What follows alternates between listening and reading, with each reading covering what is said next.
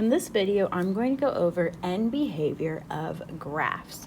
So really, end behavior is just asking what is the graph doing on each end. So starting with this first one here, you probably noticed that most graphs have two ends, one end on the left and one end on the right. So we're really looking at both of these ends and thinking, well, what's happening at the end? Like, look at the left end. What direction is the left end pointing? Well, we already said it's moving left. It also looks like it's pointing up. And that's what end behavior is. So now let's put that in some more mathematical terms. So like we said, this left end here is pointing to the left, and it's also simultaneously pointing up. It's moving both left and up. First, let's start with the fact that it's moving left. Which values on a graph, the x or the y's, move left and right? If you said the x values, you would be correct. So as we talk about the fact that the left end is moving to the left, we're looking at the x values. And if you think about the x-axis, as you continue to move left and go left and further to the left, to the left, to the left, your numbers are going to keep getting smaller and smaller and smaller, getting closer and closer to negative infinity. So as x approaches negative infinity, that's what we're saying. As x gets closer and closer to negative infinity, that means it's getting closer and closer to the farthest left it could ever possibly go. What is happening to the y values? So remember, if x's move left and right, it's the y values that move up and down. And we already said this this end of the graph is pointing up. So that means the y values are going up as the x values move left. Well, as y values go up, if I go up forever and ever and ever, the y values are getting bigger and bigger and bigger.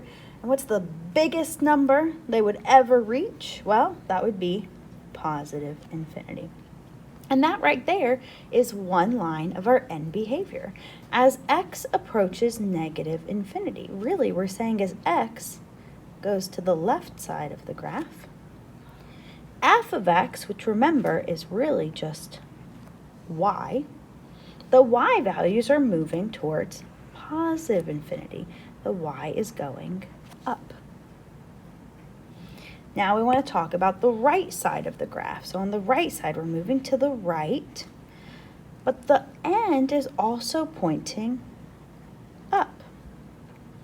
So starting with the right, remember that left and right is x values. As x moves to the right, and it keeps going to the right and the right and the right, more and more and more, it's getting larger, right? If you were to follow, if you're not sure, you look at the x-axis, right? As I move to the right, the numbers keep getting bigger and bigger and bigger, and eventually they'll get all the way up to positive infinity. So as x moves to the right, it's approaching positive infinity.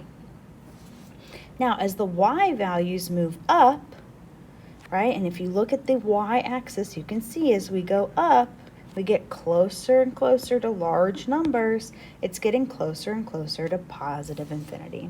So as x moves to positive infinity, this is just saying as we go to the right, f of x, or y, is approaching positive infinity. Y is going up.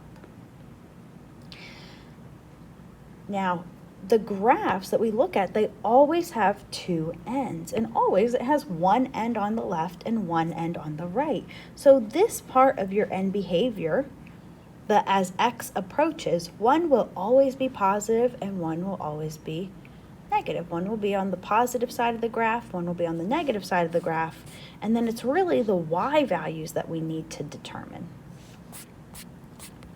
Let's look at this next one. So again, we've got two ends. We have an end on the left and an end on the right. For this end on the left side, so this is as the x's are moving to the left. So remember, as x goes to the left, it's getting smaller and smaller and smaller. It's going towards negative infinity. Well, as we move to the left, what other direction is our end going? Well, it's also going down. So the y values are going down and down and down forever and ever and ever, getting a lot closer to negative infinity. So for the first part of our end behavior, x approaches negative infinity. This is just the left side of the graph. And f of x, or y, approaches negative infinity, meaning the left side of the graph is pointing down.